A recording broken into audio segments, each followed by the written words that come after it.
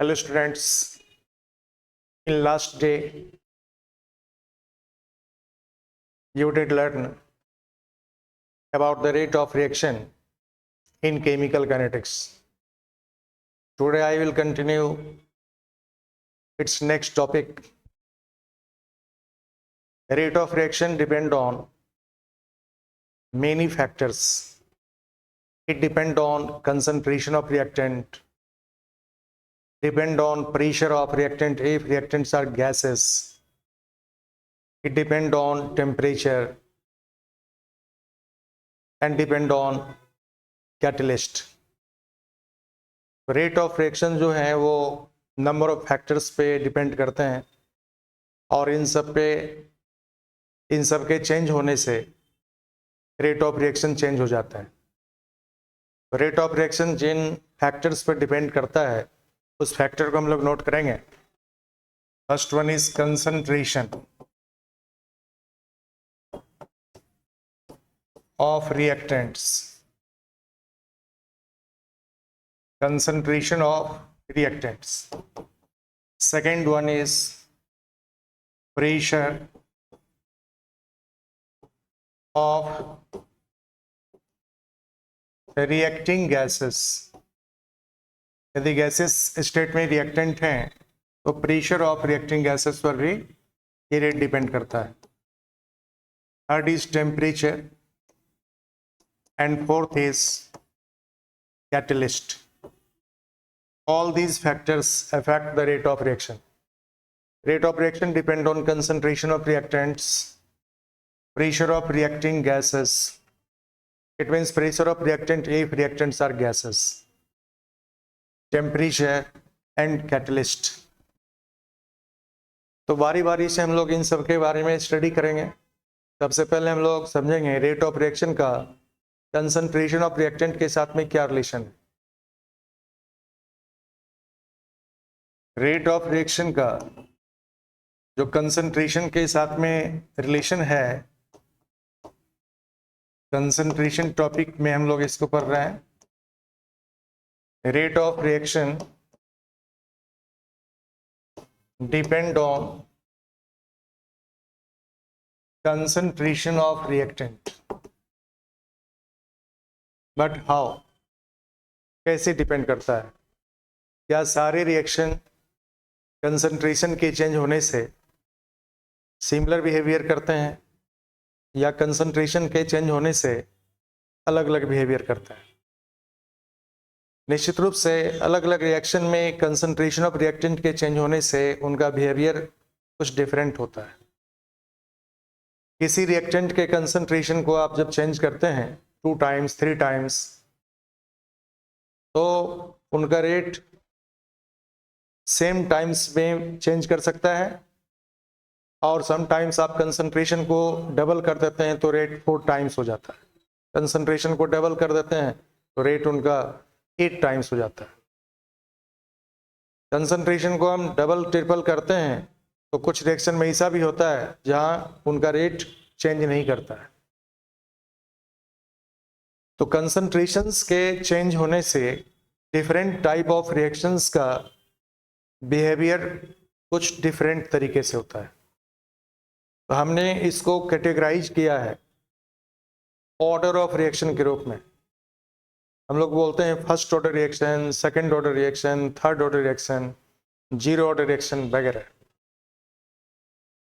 तो zero order reaction जब बोलते हैं तो इसका मतलब होता है कि कंसंट्रेशन के चेंज होने से उनके रेट पर कोई इफेक्ट नहीं पड़ता।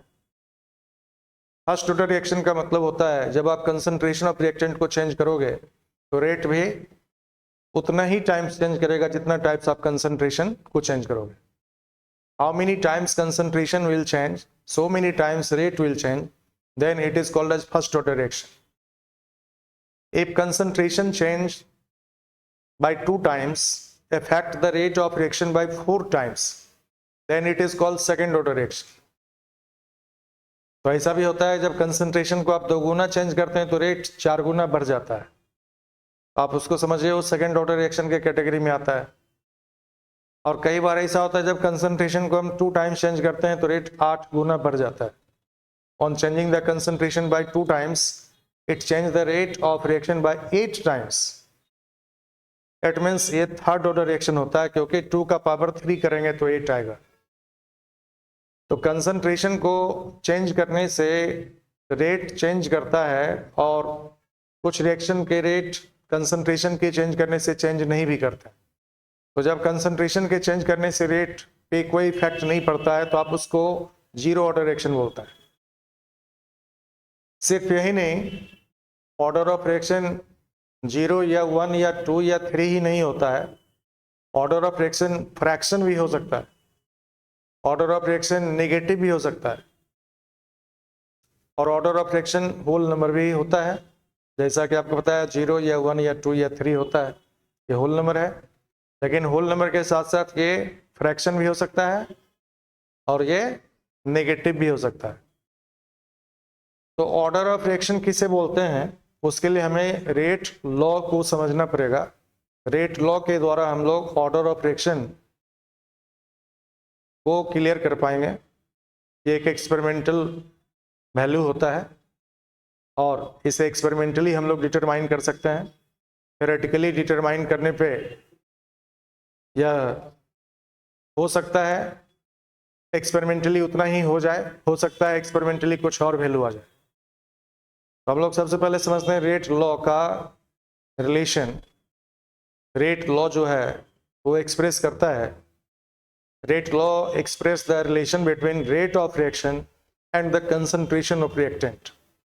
रेट ऑफ रिएक्शन और कंसंट्रेशन ऑफ रिएक्टेंट के बीच जो रिलेशन होता है, उस रिलेशन को हम लोग क्या बोलते हैं, रेट लॉ बोलते हैं। तो रेट लॉ को हम लोग रेट एक्सप्रेशन भी बोलते हैं। रेट एक्सप्रेशन को या रेट लॉ को हम लोग रेट इक्वेशन भी बोलते हैं। Rate law is rate expression और rate equation. It relate the rate of reaction and the concentration of reactant. It is the relation between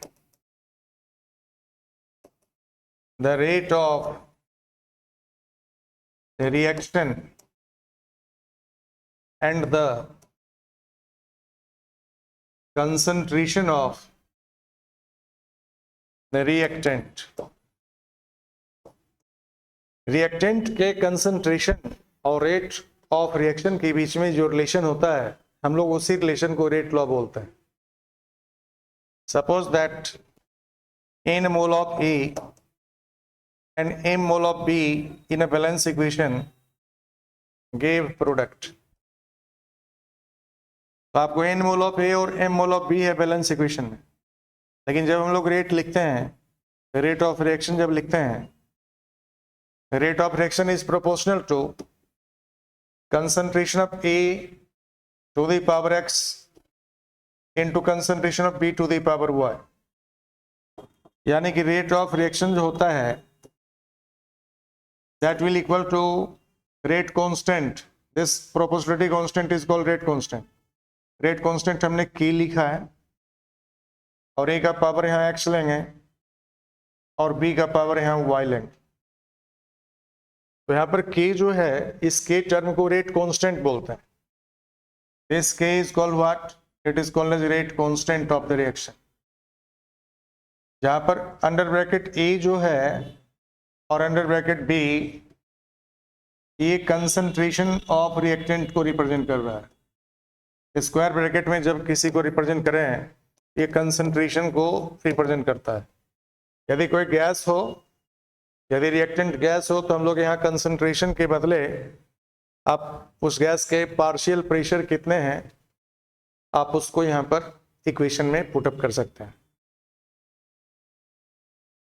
और यहाँ जो हम लोग x और y जो यूज किए हैं, यह x और y इस स्टोइकोमेट्रिक कोएफिशिएंट n और m के इक्वल हो भी सकता है और ये इसके इक्वल नहीं भी हो सकता है।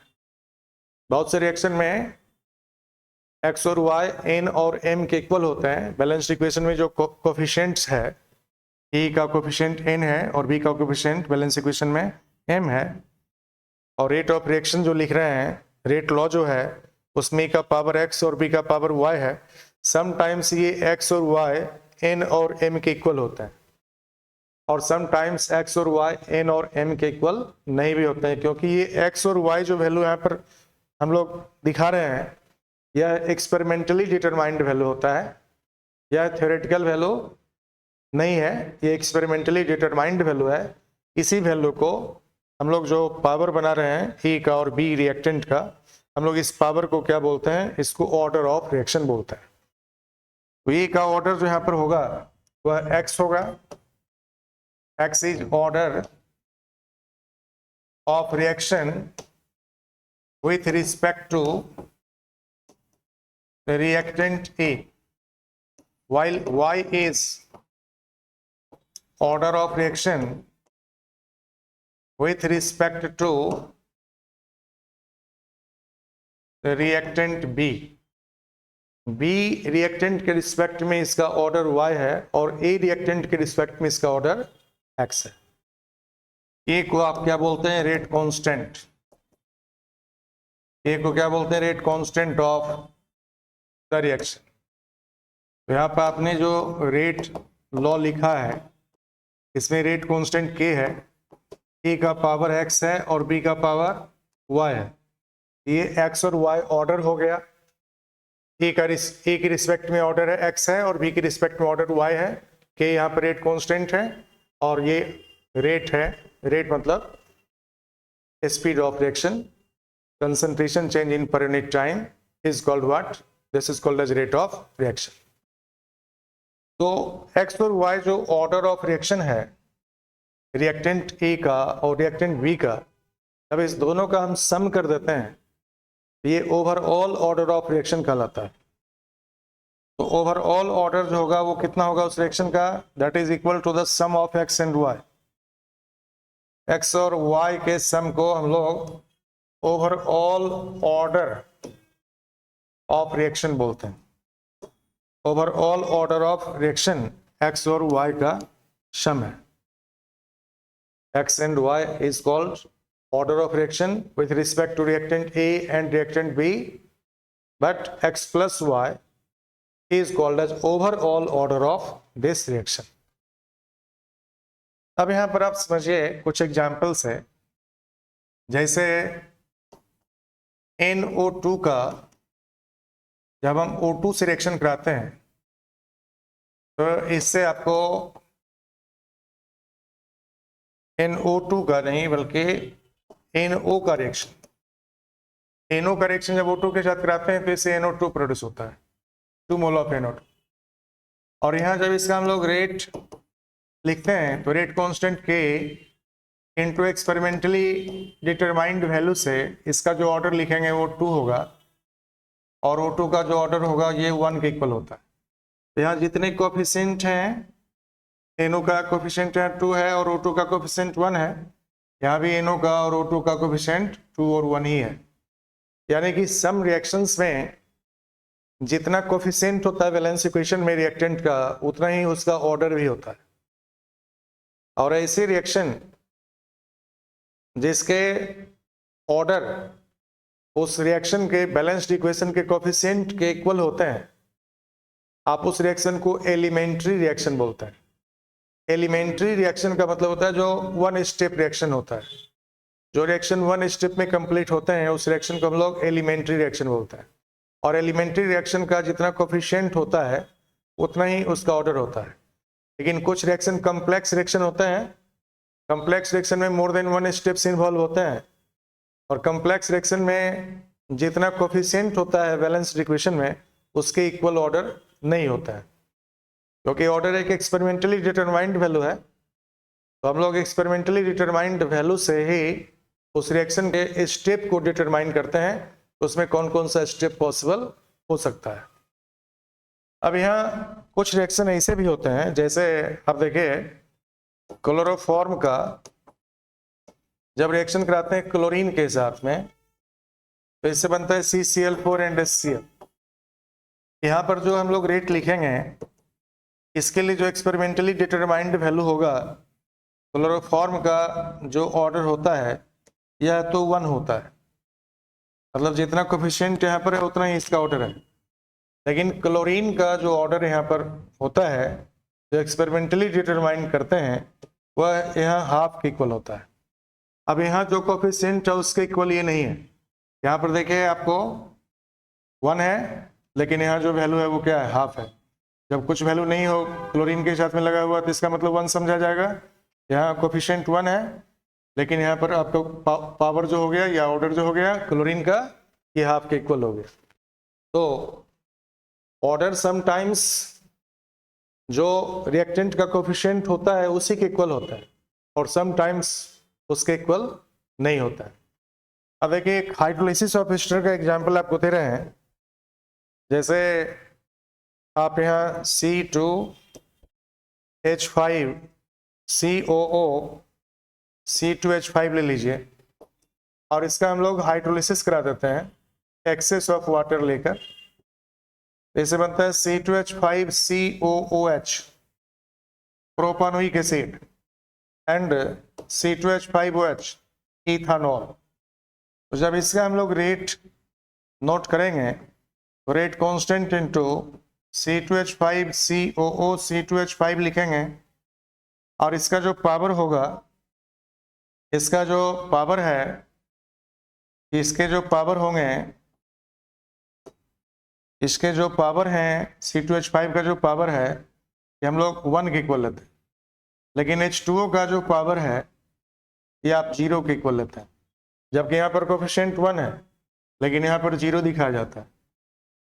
तो ये ऐसा इसलिए है क्योंकि रिएक्शन में रिएक्टेंट के कंसंट्रेशन के चेंज के साथ में रेट का जो चेंज होता है उसका स्टडी किया जाता है, और उसके स्टडी के बेसिस पर हम लोग ऑर्डर को डिटरमाइन करते हैं, ऑर्डर कितना होना चाहिए। ऑर्डर में भी 0, ऑर्डर ऑफ रिएक्टेंट में भी नेगेटिव, ऑर्डर ऑफ रिएक्टेंट में भी पॉजिटिव, इट में भी होल नंबर, इट में भी फ्रैक्शन। तो 0 भी हो सकता है, नेगेटिव भी हो सकता है, होल नंबर भी हो सकता है, और फ्रैक्शन भी हो सकता है। ऑर्डर ऑफ रिएक्शन 0 भी हो सकता है, नेगेटिव भी हो सकता है, होल नंबर भी हो सकता है, और फ्रैक्शन भी हो सकता है। तो ऑर्डर को हम लोग डिटरमाइन कैसे करेंगे एक्सपेरिमेंटली? एक्सपेरिमेंटल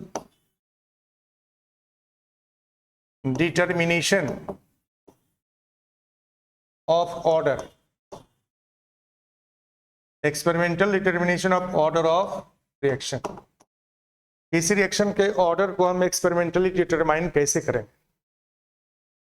जब आप किसी रिएक्टेंट के कंसंट्रेशन को डबल करते हैं, कंसंट्रेशन को 2 टाइम्स कर दिया और उसका रेट का स्टडी किया, देखा उसके रिस्पेक्ट में रेट भी डबल हो गया, कंसंट्रेशन के डबल करने से रेट भी डबल हो गया, तो ऑर्डर कितना होना चाहिए? 1। जब कंसंट्रेशन को डबल करने से रेट 4 टाइम्स हो जाता है, कंसंट्रेशन को हम डबल कर रहे हैं लेकिन रेट 4 टाइम्स हो जा रहा है, तब उसका ऑर्डर हम लोग 2 लेते हैं। जब कंसंट्रेशन को हम डबल करते हैं और कंसंट्रेशन के डबल होने से rate 8 times of initial rate हो जाता है, तो उसका ऑर्डर हम लोग 3 लेते हैं। जब कंसंट्रेशन को डबल करें और रेट उस रिएक्टेंट के कंसंट्रेशन के डबल होने से 8 टाइम्स हो जाए, तो इसका मतलब उस रिएक्टेंट का ऑर्डर कितना होगा? That is 3। जब मोर देन 1 रिएक्टेंट हो तो 1 ऑफ द रिएक्टेंट का कंसंट्रेशन को कांस्टेंट रखते हैं और दूसरे रिएक्टेंट के कंसंट्रेशन को हम चेंज करके ऑब्जर्व करते हैं, रेट उसका कितना टाइम्स हो जाता है। इस तरह से हम बारी बारी से 1 ऑफ द रिएक्टेंट को, किसी एक रिएक्टेंट के कंसंट्रेशन को कांस्टेंट रख देंगे और दूसरे रिएक्टेंट के कंसंट्रेशन को जब चेंज करेंगे और उसके रिस्पेक्ट में जो रेट चेंज करेगा उसी से हम लोग ऑर्डर का फाइनल वैल्यू क्या होगा उसको डिटरमाइन करते हैं। तो ये याद रखना है कि कंसंट्रेशन के डबल करने से यदि रेट भी डबल हो जाए तो ऑर्डर हम लोग 1 डिटरमाइन करते हैं। कंसंट्रेशन के डबल करने से रेट 4 टाइम्स हो जाता है, हम लोग उसका ऑर्डर 2 बताते हैं।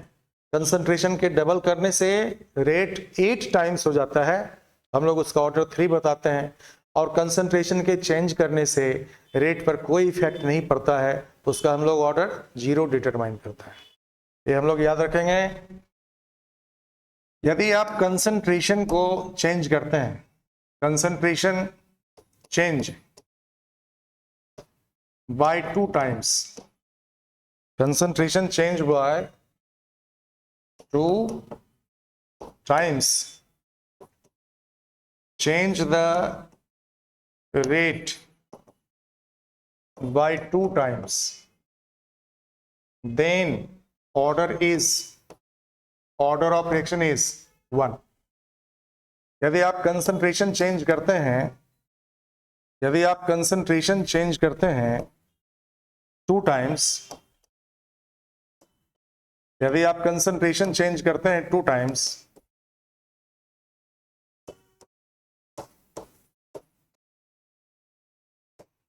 और इसके चेंज होने से रेट ऑफ रिएक्शन जो चेंज होता है बाय 4 टाइम्स हो जाता है, then its order what? Its order is 2. यदि कंसंट्रेशन चेंज किया by 2 times of initial concentration and it change the rate by 8 times, then its order is taken 3. If concentration change do not affect